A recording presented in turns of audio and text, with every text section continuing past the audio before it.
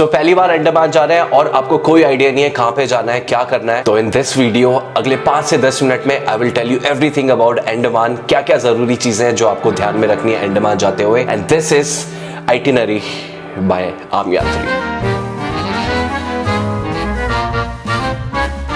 सो अंडमान के लिए एटलीस्ट 6 से 7 दिन आप लेके चलिए, बिकॉज वहां पे काफी सारी चीजें देखने के लिए जो कि अराउंड 6 से 7 दिन में ही कंप्लीट होगी। और ये जो पूरी आइटिनरी आज हम क्रिएट करेंगे ये 6 से 7 दिनों के बीच की ही होगी। सो मैं अंडमान गया था मार्च एंड 2022 में। तो फाइनली अंडमान ट्रिप शुरू हो चुका है और उस टाइम काफी सारी फॉर्मेलिटीज थी जो आपको पूरी करनी थी कोविड को लेके। आपको अपना वैक्सीनेशन सर्टिफिकेट लेके जाना था, आपको अपना RT-PCR लेके जाना था। अब वो है कि नहीं है वो आपको पता करना पड़ेगा जाने से पहले, जो आप चेक कर सकते हैं अंडमान एंड निकोबार टूरिज्म की वेबसाइट पे, या फिर आप अपने एयरलाइन से भी उसको कंफर्म कर सकते हैं। सो अगर आप अंडमान ईस्ट इंडिया या साउथ इंडिया से आते हैं तो आपको 3 से 4 घंटे लगेंगे अंडमान पहुंचने में फ्लाइट से। और अगर आप नॉर्थ इंडिया से आते हैं या फिर वेस्टर्न साइड ऑफ इंडिया से आते हैं तो आपको 6 से 7 घंटे भी लग सकते हैं। तो मैं आपको यही सजेस्ट करूंगा जो फर्स्ट डे है पोर्ट ब्लेयर में, आप उसको बिल्कुल लाइट रखिए, वहां पे पहुंचिए और आराम से रिलैक्स करिए first day in port Blair. Port Blair में मैं आपको सजेस्ट करूंगा आप होटल लें हेडो जेटी के आसपास। उसका बहुत बड़ा रीजन ये है कि जो भी सारी फेरी है जो हैवलॉक आइलैंड जाती है और नील आइलैंड जाती है वो सब हेडो जेटी से ही जाती है। और ये जेटी क्या होता है? जेटी होता है पोर्ट को जेटी बोलते हैं अंडमान में, और फेरी होता है एक शिप जो आपको एक आइलैंड से दूसरे आइलैंड तक ले जाती है। मैं जिस होटल में रुका था पोर्ट ब्लेयर में उसका नाम है द पोर्ट विस्टा होटल और ये डीपी स्ट्रीट पर है और हेडो जेटी से सिर्फ 1.5 से 2 किलोमीटर की दूरी पे है। इसके आसपास काफी सारे और होटल्स भी है जैसे Andaman home stay, continental home stay, ocean terrace, restaurant भी है आसपास और हेडो जेटी से ज्यादा दूर भी नहीं है। तो अब बात कर लेते हैं फेरी की। 2 तरह की फेरी चलती है अंडमान में, एक है गवर्नमेंट फेरी और दूसरी है प्राइवेट ऑपरेटेड फेरी। दोनों में क्या डिफरेंसेस हैं वो मैं आपको बता देता हूं। तो सबसे पहले बात कर लेते हैं गवर्नमेंट फेरी की। गवर्नमेंट फेरी काफी सस्ती है बट उसका टिकट लेना बहुत ज्यादा मुश्किल है, ऑनलाइन बुकिंग नहीं होती है। आपको जेटी पे जाके लाइन में लग के उसका सुबह सुबह टिकट लेना पड़ेगा। और कुछ लोकल्स ने मुझे बताया कि जो ऑफिशियल है वो प्रेफरेंस देते हैं जो लोकल अंडमान के हैं उनको टिकट देने का, क्योंकि वो एक आइलैंड से दूसरे आइलैंड जाते हैं काम के लिए, जॉब के लिए। तो टूरिस्ट के लिए थोड़ा सा मुश्किल हो सकता है गवर्नमेंट फेरी की टिकट लेना। मैं आपको यही सजेस्ट करूंगा कि आप प्राइवेट फेरी लीजिए, क्योंकि आप उसको ऑनलाइन बुक कर सकते हैं। आपको पता है किस टाइम पे आपको फेरी पे जाना है और किस टाइम पे आपको जेटी पे पहुंचना है, तो वो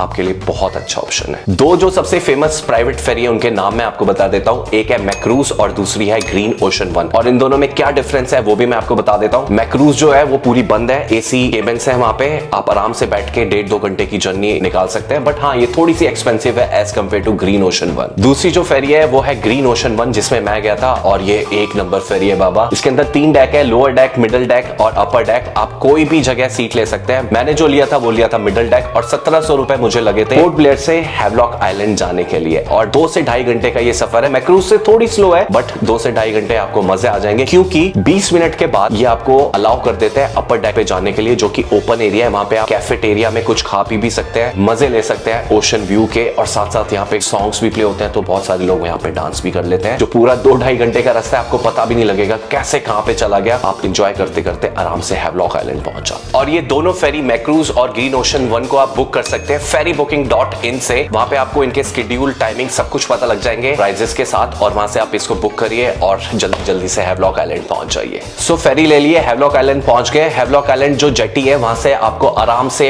ऑटो मिल जाएगा। वहां पे बहुत सारे ऑटो खड़े रहते हैं बाहर, उनको पता है कि किस टाइम फेरी आएगी तो वो पूरा रेडी रहते हैं। हैवलॉक आइलैंड में पहुंचने के बाद आप कहीं पे भी होटल ले सकते हैं अपनी चॉइस का, बिकॉज हैवलॉक आइलैंड इतना बड़ा आइलैंड नहीं है। एक जगह से दूसरी जगह पहुंचने में मुश्किल से 5 से 10 मिनट लगते हैं, तो कोई फर्क नहीं पड़ता आप कहां पे होटल लें। जो मैंने होटल लिया था उसका नाम है हैवलॉक फार्म्स रिजॉर्ट और ये विजयनगर बीच पर है। विजयनगर बीच यहाँ से सिर्फ 2 मिनट के वॉकिंग डिस्टेंस पे है। यहाँ की सर्विस बहुत ज्यादा अच्छी है। जफर भाई इज लाइक 1 नंबर बाबा। So this is my room at Havelock farm resort. यहाँ पे बाहर बैठने की जगह है and this is my room. It's quite big, काफी बड़ा है। इसी रिजॉर्ट के आसपास काफी सारे रेस्टोरेंट हैं, खाने पीने के जॉइंट्स हैं। इनका अपना एक कैफे भी है, केरला कैफे, जहाँ पे आप साउथ इंडियन फूड ट्राई कर सकते हैं। यहाँ पे स्कूटी की शॉप 2 मिनट रास्ते पे ही है और यहाँ पे जो स्कूबा डाइविंग का ऑफिस है वो बिल्कुल रोड क्रॉस करती है। तो सारी चीजें यहाँ पे आसपास है, तो आप इसको कंसिडर कर सकते हैं। 4000 रुपीज पर नाइट में को ये पड़ा था और उसके अंदर ब्रेकफास्ट इंक्लूड था। तो अब बात कर लेते हैं बीचेस जो हैवलॉक आइलैंड में 5 बीचेस हैं। कुछ बीचेस ईस्टर्न साइड में और कुछ बीचेस वेस्टर्न साइड में है आइलैंड के। ईस्टर्न साइड में है काला पत्थर बीच, विजयनगर बीच और गोविंद नगर बीच। तो अगर आप सनराइज देखना चाहते हैं तो इन तीनों बीचेस पे जाके देख सकते हैं। और वेस्टर्न साइड पे सनसेट के टाइम पे आप जाएं तो आप जा सकते हैं एलिफेंट बीच और Radhanagar Beach. So first day Havelock Island में होटल वगैरह लेने के बाद आप फ्री हो जाएंगे 12 साढ़े 12 बजे तक। उसके बाद आप कोई भी अच्छा कैफे एक्सप्लोर कर सकते हैं, किसी अच्छे से रेस्टोरेंट में जाके लंच भी कर सकते हैं। उसके बाद 3 बजे आप स्कूटी रेंट पे लीजिए जिसका रेंट होगा 500 रुपए पर डे और सीधा आप जाइए एलिफेंट बीच। एलिफेंट बीच मेन रोड से 10-15 मिनट का वॉकिंग डिस्टेंस है, ऐसे पेड़ों के बीच में से जाएंगे। It's really beautiful way. उसके बाद आप पहुंचेंगे एलिफेंट बीच पे और वहां पे आप ले सकते हैं मजा वाटर स्पोर्ट्स का। काफी सारी एक्टिविटीज है, 1-2 घंटे आपके कहां चले जाएंगे आपको पता भी नहीं लगेगा। फिर अराउंड 5 बजे आप एलिफेंट बीच से निकल सकते हैं और आप सीधा जाइए Radhanagar Beach which is like famous for sunsets. तो ये है राधानगर बीच का पार्किंग। यहाँ पे कार पार्क कर सकते हैं और वहाँ पे स्कूटी पार्क कर सकते हैं और यहाँ पे काफी सारी शॉप्स है शॉपिंग के लिए, 2-3 छोटे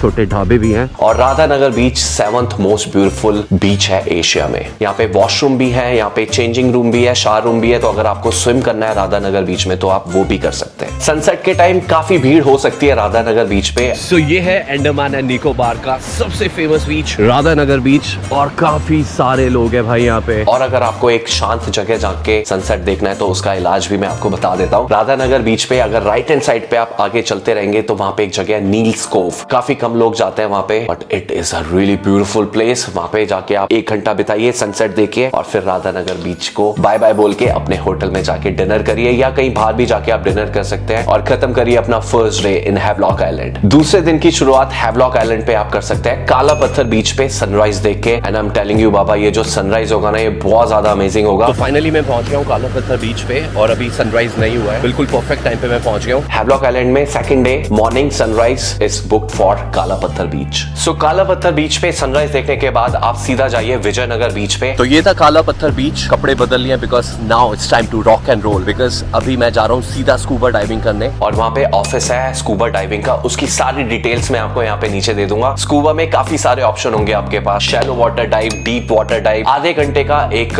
वीडियो भी वो आपको दिखाएंगे। उसके बाद हाफ एन आवर की ट्रेनिंग होगी। उसके बाद आपको वो स्कूबा के लिए लेके जाएंगे। आप उनको कॉल करिए, उनसे टाइमिंग लीजिए और स्कूबा डाइविंग के लिए बिल्कुल रेडी हो जाइए। मैं आपको ये एडवाइस करूंगा कि एक दिन पहले ही आप उनको कॉल करके उनसे टाइमिंग्स वगैरह सारे ले लीजिए, बुकिंग कर दीजिए अपनी। बिकॉज कई बार भीड़ ज्यादा होने की वजह से आपको अपना मनपसंद टाइमिंग नहीं मिल पाता, सुबह वाला 7 बजे वाला 6 बजे वाला, जिस टाइम पानी क्लियर होता है और आपको बहुत ज्यादा साफ नजर आता है अंडर वाटर। फिर वो आपको लेके जाएंगे गोविंद नगर बीच जहां पे के स्कूबा डाइविंग होगी and you will be under water. Scuba diving के पूरे प्रोसेस में लग जाएंगे अराउंड 3 से 4 घंटे और आप काफी थक भी जाएंगे। तो सीधा जाइए अपने होटल, रेस्ट करिए और लंच करने कहीं बाहर आप जा सकते हैं, रेस्टोरेंट या कैफे। शाम को किसी भी बीच पे जाइए, आराम से सनसेट एंजॉय करिए और अपना सामान करिए पैक बिकॉज नेक्स्ट मॉर्निंग हमें निकलना है नील आइलैंड के लिए। सो फाइनली टाइम आ गया हैवलॉक को छोड़ने का। हैवलॉक के बाद I am going to Neil island. चौथा दिन है आज हमारा और फेरी कहां से बुक करनी है वो आपको पता है। ferrybooking.in से आप फेरी बुक कर सकते हैं और जो मैंने फेरी बुक करी थी वो तो आपको पता ही है, ग्रीन ओशन 1 और 1350 रुपए लगे थे हैवलॉक से नील आइलैंड जाने के लिए। 1.5 से 2 घंटे की जर्नी है and it's really beautiful journey. बहुत मजा आएगा आपको अगर आप ग्रीन ओशन 1 में जाएंगे। और जो ये नील आइलैंड है वो हैवलॉक आइलैंड से भी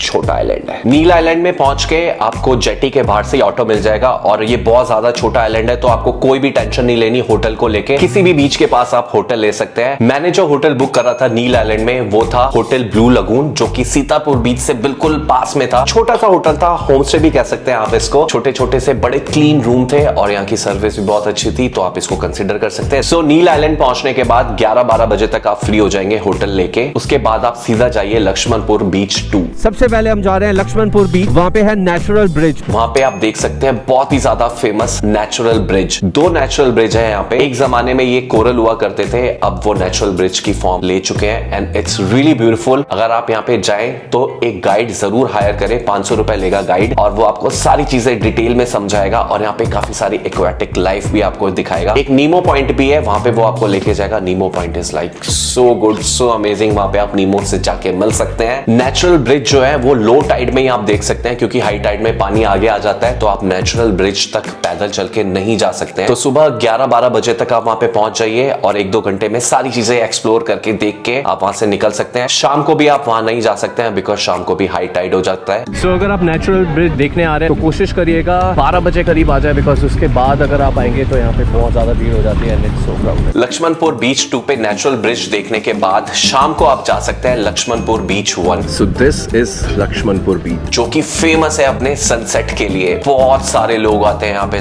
सनसेट देखने। पहला दिन खत्म कर सकते हैं लक्ष्मणपुर बीच 1 पे सनसेट देख के, और नेक्स्ट मॉर्निंग की शुरुआत हम करेंगे सीतापुर बीच पे सनराइज देखने से, जो कि एक बहुत ही खूबसूरत और सिक्लूडेड सा बीच है। ज्यादा लोग नहीं जाते हैं इस बीच पे, और कोई शॉप वगैरह भी नहीं है यहाँ पे खाने पीने की, सिर्फ एक चाय की दुकान है। यहाँ पे बहुत कम लोग जाते हैं।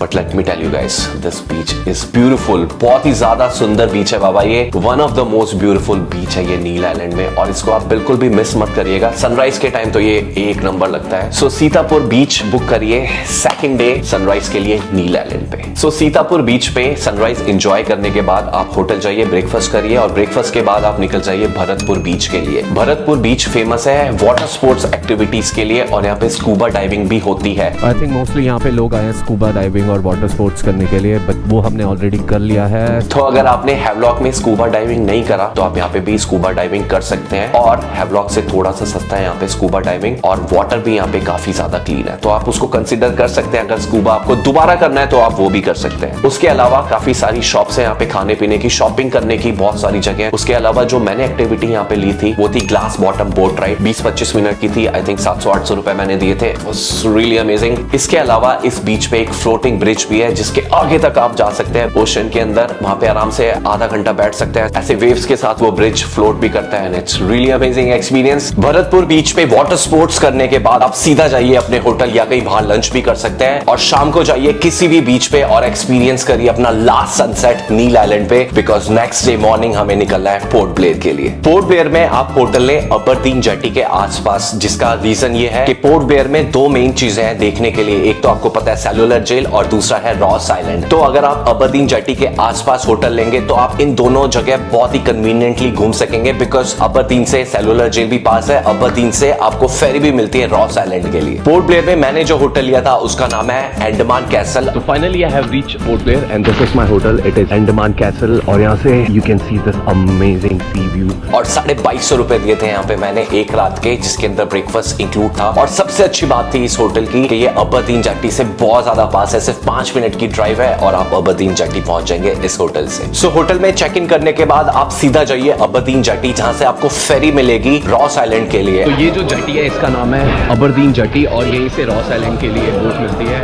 और 10 से 15 मिनट लगेंगे आपको रॉस आइलैंड पहुंचने में। और ये फेरी का जो फेयर है वो होगा अराउंड 700 से 800 रुपए। रॉस आइलैंड एक छोटा सा आइलैंड है जहाँ पे स्टे नहीं कर सकते आप, कोई होटल वगैरह नहीं है। आप वहाँ पे जाइए, घूमिए फिरे, और फिर आप वापस आ जाइए। तो दिस इज रॉस आइलैंड, और अब इस आइलैंड का नाम हो गया नेताजी सुभाष चंद्र बोस द्वीप। रॉस आइलैंड एक्चुअल में क्या है, रॉस आइलैंड में रहते थे ब्रिटिशर्स, जब वो अंडमान में रहते थे तो उनका सेटलमेंट था रॉस आइलैंड में, और जो हमारे फ्रीडम फाइटर्स थे उनको रखते थे वो सेलुलर जेल में। तो रॉस आइलैंड में काफी सारी चीजें हैं देखने के लिए। वहाँ पे व्यू पॉइंट है, वहाँ पे म्यूजियम है, वहाँ पे लाइट हाउस है, शाम को एक लाइट एंड साउंड शो भी होता है। बाकी यहाँ पे जो रुइंस हैं वो रह गए हैं जो ब्रिटिश सेटलमेंट के, वो आप देख सकते हैं। और सबसे जरूरी बात, यहाँ पे बहुत सारे एनिमल्स आपको मिलेंगे, स्पेशली डियर्स बहुत सारे हैं इस आइलैंड पे।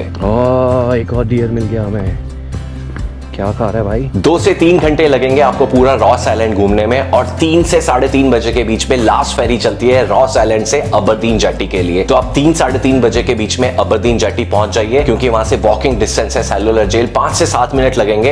ये रास्ता जाता है ऊपर, यहाँ से सेलुलर जेल का टिकट मिलता है, और 4 बजे सेलुलर जेल का जो टिकट काउंटर है वो बंद हो जाता है, तो उससे पहले आप वहां पे जाके टिकट ले लीजिए। आई गॉट द टिकट, 4 बजे काउंटर बंद हो जाता है और सिर्फ 2 मिनट रह गया था, and now I am gonna go to cellular jail. काफी सारी चीजें हैं सेलुलर जेल में घूमने के लिए। वहां पे आप म्यूजियम में जा सकते हैं, अमर ज्योति देख सकते हैं, और पूरा सेलुलर जेल घूम सकते हैं। मैंने लिया था एक गाइडेड टूर, और पूरा ग्रुप था ये, और 200 रुपए पर पर्सन वहां पे लगते हैं। और उन्होंने मेरे को पूरा हिस्ट्री बताया था सेलुलर जेल का, पूरा फैक्ट, पूरा डिटेल्स बताया था, सारी चीजें एक्सप्लेन करी थी बहुत अच्छे से। जो क्रांतिकारी पहला बार अपना काम पूरा नहीं करते थे, उनको एक हफ्ते के लिए पोल्ट्री के बाहर दीवार में एक लोहे का रिंग होता था, उसमें हथकड़ी में रखते थे ऐसे। अराउंड 1.5 से 2 घंटा लगेगा आपको पूरा सेलुलर जेल घूमने में, and it's a really amazing experience. Cellular jail घूमने के बाद शाम को यहाँ पे आप देख सकते हैं लाइट एंड साउंड शो, जो कि 5-5:30 बजे के बीच में शुरू हो जाता है और रात 10 बजे तक चलता है। अराउंड 1 घंटे का शो होता है, और हिंदी और इंग्लिश दोनों में ये शो होता है। तो finally going inside for the show.